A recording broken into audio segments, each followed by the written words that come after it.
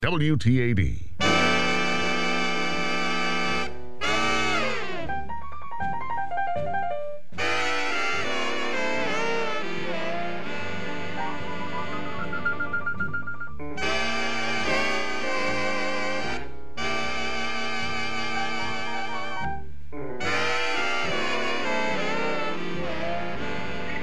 Welcome back to the morning meeting on Talkradio 930 WTAD. Time for our Snelling Personnel Services interview. Seton Motley, he's been with us before on the topic of net neutrality, and we've got further developments, or, well, upcoming further developments, I believe, as of tomorrow. And so we welcome him back to the program to talk with us and I'll let our listeners know just what exactly is going on with the FCC's internet regulation. So, Seton, good morning. Welcome back. Hey, it's my pleasure. Thanks for having me. Well, thank you for being a part of the show this morning. Net neutrality. We've talked about this a lot on this program. We've of course talked about it with you. Give us the kind of the short definition of it, and then we'll get further into the issue and talk about what's coming up tomorrow with the FCC. Yeah, there's basically there were four principles of net neutrality prior to this administration coming in, and everyone on the planet pretty much agreed with them. Then Chairman Janikowski of the FCC was sworn in, and there were two additional principles added. They're problematic, and they're totalitarian, and they're authoritarian. The two are paid prioritization, which the left is against, and non-discrimination, which the left is for. Let's talk about non-discrimination first. Basically, what it says is, okay, you and I live next door to one another. You're downloading a movie. I'm updating my Twitter account. At that moment, you need more internet than do I. So what the internet service provider does is it manages the network. It says, okay, you get more internet than Seton does right now. Later, when you're done with the movie, we'll take that internet and move it over here. And Seton's now logged off, so he doesn't need any internet, so we move. Comcast gets 1 million URL requests a second, and they manage it. Net neutrality says you can't do that anymore. Non-discrimination means you can't do that anymore. Everybody gets equal amounts of internet, which means it's socialism for the internet. Everybody gets equal amounts of nothing. It's like telling the fire department, okay, that house is on fire, that guy's brushing his teeth in the house next door, but both houses get equal amounts of water. So that's non-discrimination. Now, the other problem is paid prioritization. Now, say you want to mail a package. You go into Federal Express. You can pay for 7-day delivery. You can pay for 3-day delivery. Obviously, you pay more for the faster service, but in the free market, in the private sector, there are 9 million examples of paying for faster or better service. First class versus coach on an airplane, et cetera, et cetera, et cetera. Net neutrality says you can't do that either. And so it tells the hospital that needs to download an MRI fast for their dying patient, sorry, no matter what you pay, you can't get any more internet speed than the guy next door who's downloading the YouTube Panda Sneezes video. So what it is basically it's an assault on the internet industry to affect an ideological outcome. It's essentially it makes no sense from a technological standpoint. The purpose is to drive all private investment out of the sphere so that it can be replaced by government. And that's the point of net neutrality. It's essentially them saying we want to be fair, we want to be just, we want to be equal. In regards to the internet. People hear internet and interwebs and net neutrality, and their eyes start to glaze over. Right. And what you have to remember, these are media Marxists, which means they're Marxist. And if you get past all the technological nuttiness, the depths of the technological insanity, what you get down to is this is just another sector of the private economy that they want to destroy and turn over to the government. Was there just like healthcare, just like energy with cap and tax, et cetera, et cetera, et cetera. That's all this is. Was there a platform of consumer complaints or a movement that brought this to light, or is this simply a philosophical move by those inside the government? Net neutrality is a solution running around looking for a problem. There are no current net neutrality violations on the books. There's one fake manufactured one, but without getting into too much detail on that, it has literally nothing to do with the net neutrality debate. It is being thrown in with the net neutrality debate for two reasons. One, to cloud it up and make it look like it's urgent when it's not. and two, to further screw around with the Comcast-NBC merger, which is trying to go through but is being held up so that all the grievance groups can shake them down for concessions before the merger is allowed to go through. There are no current net neutrality violations underway. The last time there was one was like 4 years ago, 3 years ago, and the parties involved very quickly got together and rectified the situation before the FCC could even, move to do anything.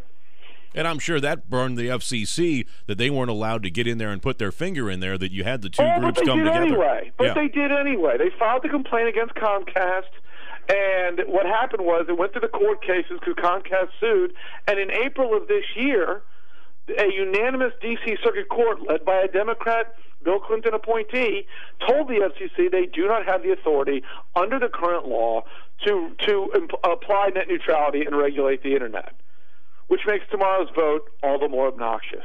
Right, because they're not, they've already been told they can't do it, and yet tomorrow they're going to circumvent basically everything and do what they want. They're going to circumvent Congress, they're going to circumvent judicial system. In April they were told by the courts you don't have the authority, which is why all spring and summer and fall you heard about Internet reclassification, because they were told under the current regulatory structure they couldn't do it.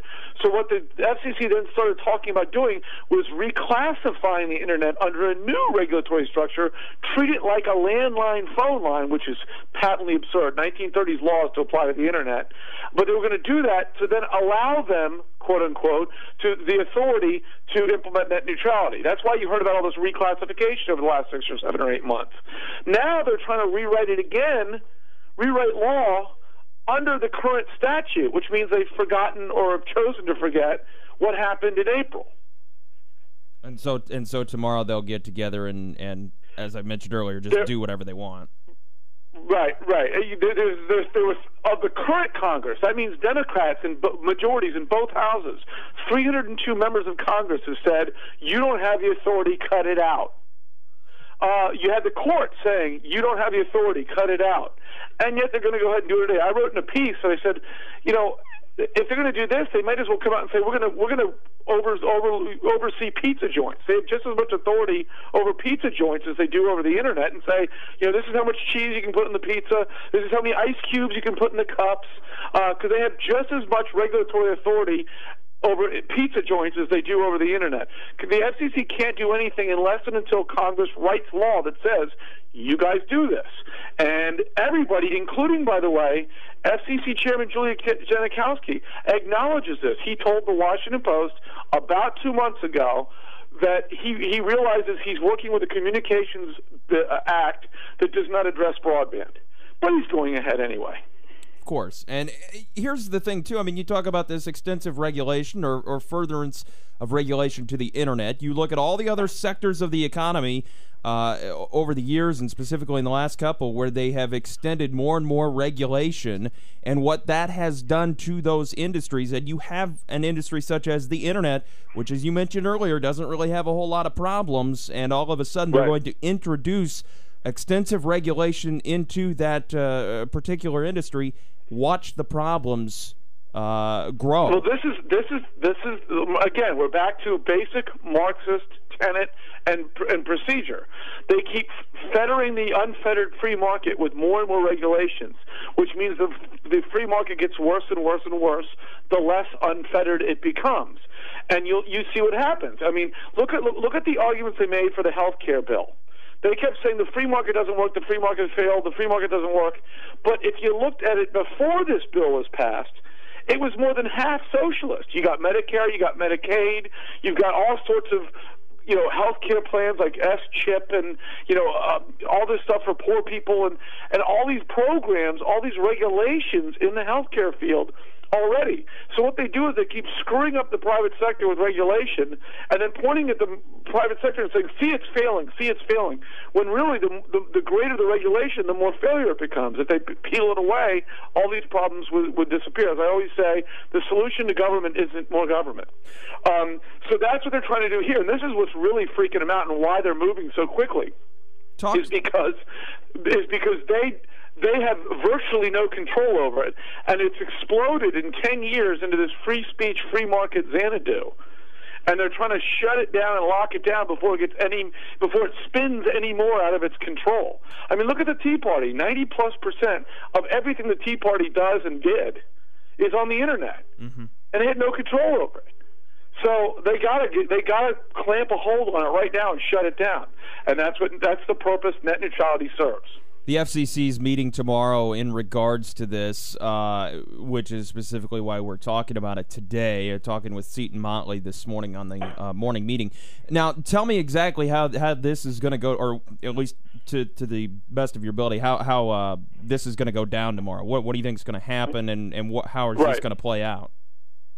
Well, here's the thing. There are 5 commissioners on the FCC, one of them, of course, also being the voting chairman. 3 are of the president's party, 2 are of the opposing party. So that means right now there's 3 Democrats and 2 Republicans. The 2 Democrats not being Chairman Janikowski, which are Commissioners Minion and Clyburn, by the way, Jim Clyburn's daughter, and Michael Copps, are both to varying degrees holding back whether or not they're going to vote for this. Now, I think they're being coy. I think both of them at the end of the day are going to vote for this. And it's going to go 3-2 along Democrat Party lines to take over the internet. Now, here's the thing. This is what's even more obnoxious. You know, we always complain rightly about activist judges writing law from the bench. I always say, if you want to write law, take off the robe and run for Congress. Well, this is what Chairman Janikowski is doing. He doesn't have congressional law written, so he's writing an order, 80-plus pages we're told, that basically is writing law giving him authority. And because the 2 Democrat commissioners are holding out and saying we may not vote for this, we may not vote for this, he's continually rewriting it on the fly to build in concessions to get these 2 other Democrats to vote for it. So even now, even less than 24 hours before the vote, the order's probably not yet finalized. And it certainly hasn't been online. And the way the FCC is supposed to work is, if you've got a brand new order, which this is, you're supposed to have a public comment period where people can file whether or not they like this. He's not doing this. He's not doing that with this. He's just going ahead with it as if it's already been commented upon, which it is not. Nor did he hang it online for the public to view it. The commissioners themselves, there are 2 Republicans, and they're fantastic. They're named Robert McDowell and Meredith Atwell Baker, and they're both great on this and just about everything really. And they're prohibited by rule from making the order public. Only the chairman can make the order public, and of course he hasn't done that. And then on top of all of that, there were more than 2,000 pages of documents dumped at the last minute into the order process. And then conveniently this weekend, the website was down, so people like us couldn't go online and look at them and see what was filed, because these are going to be part of the order if the order is passed. But we couldn't read them the weekend before the vote because the website was down for quote unquote scheduled maintenance. Well, the last thing Janikowski wants when he wants to shut down the free Xanadu, as you called it, of the internet, is to have those free voices commenting on his piece of legislation that is essentially going to be dictatorial. Right. He did. Look, this has nothing to do with. He promised on day one of his swearing in that it was going to be a fair, open, and transparent FCC. They started a website called OpenInternet.gov, which is going to be the Xanadu on how to, that would be specifically for the net neutrality process, and all the information would be there and everything. And that website was down too over the weekend, just before the vote.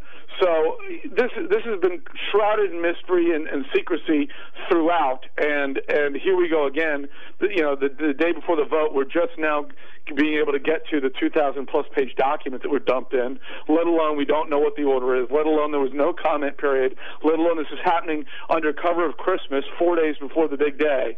This is just a really obnoxious move by the FCC. You mentioned Commissioner Robert McDowell of the FCC. He's got an opinion piece in the Wall Street Journal today. That's an excellent piece. Folks can check that out. You've got some stuff up at biggovernment.com specifically talking about, well, all the different facets of net neutrality, but also today talking about that comment period and the website being shut down due to schedule maintenance. So folks can check that out at biggovernment.com. They can go to your website at stopnetregulation.org. Seton Motley, thank you for being with us this morning. It's my pleasure. Thanks again for having me. Settle in.